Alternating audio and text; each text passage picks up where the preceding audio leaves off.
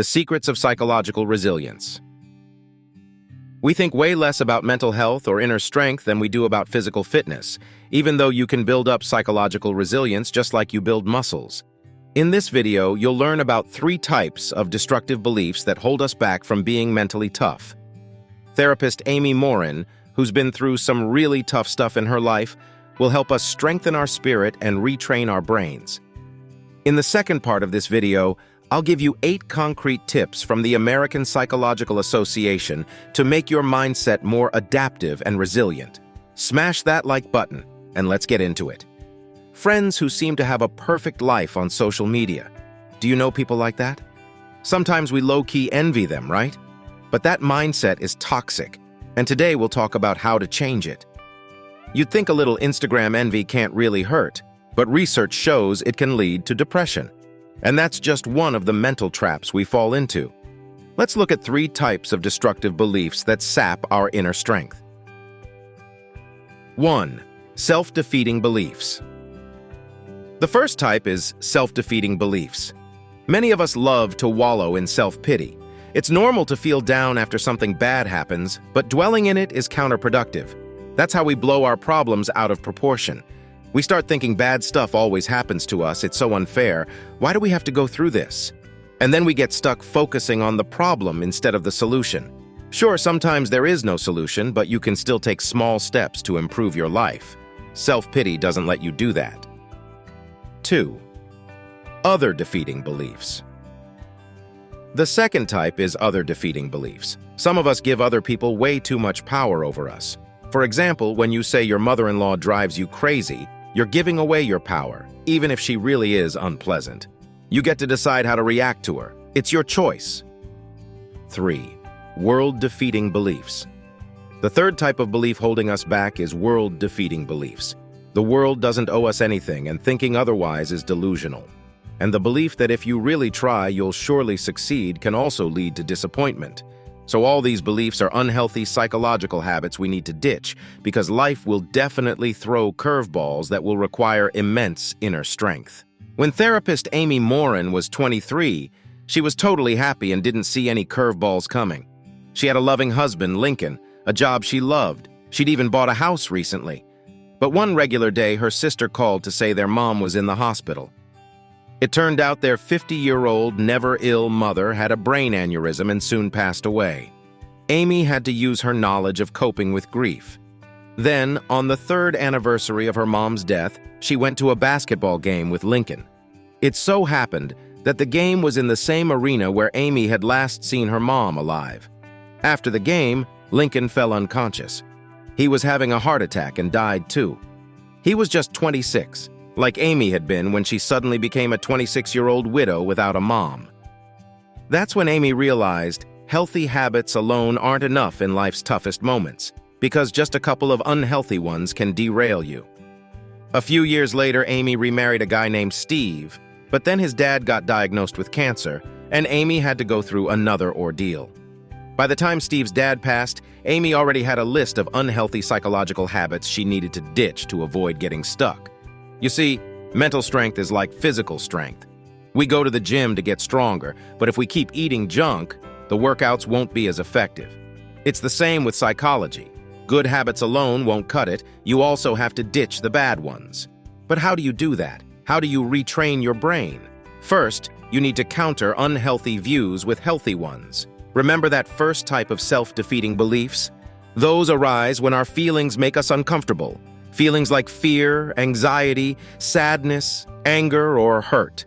We want to avoid them, distract ourselves. One way is to wallow in self-pity, and it might give temporary relief. But in reality, we're just prolonging the pain. Amy says the only way to cope with unpleasant emotions is to feel them and move on. Allow yourself to feel sad, and you'll realize you can get through it. Now the second type, other defeating beliefs. Those come up when we compare ourselves to others, either blaming them for our failures, thinking they're better or worse than us, believing they can control our feelings, or that we can control their behavior. Amy says it all comes down to our choice. 2 key points. 1, accept that you're a separate individual and others are separate from you. And 2, don't compare yourself to anyone but your past self. And the third world-defeating belief? Sure, we all want fairness. To believe that if we do good things, nothing bad will happen and we'll get rewarded. That struggle will surely lead to a prize at the end. I get it. I want to believe that too. But the reality is, the world is unfair, and that's not necessarily all bad to know. Think about it expansively. Good deeds don't always get rewarded, true, but suffering also doesn't last forever, and you can change your world. You just have to believe you can. Amy worked with a guy who had diabetes. His unhealthy beliefs started affecting his physical health. He had convinced himself he was doomed because his mom died young from diabetes complications. He just stopped monitoring his blood sugar even though he knew what to do. He thought it was futile and pointless. Meanwhile, he kept getting worse. At some point, he agreed to take one small step. He stopped drinking 2 liters of soda a day, switching to diet. Positive changes started happening. Then he thought about other habits, started eating less ice cream, got an exercise bike. In the end, he didn't just lose weight, his diabetes-affected vision improved too. He finally believed he could change his world. He stopped pitying himself, self-defeating belief, stopped comparing himself to his mom, other-defeating, and stopped thinking it was all predetermined, world-defeating. And it all started with that one small step. So think about your life. What unhealthy habits are holding you back? What's stopping you from being mentally resilient? And what's one small step you can take right now? Let me know in the comments.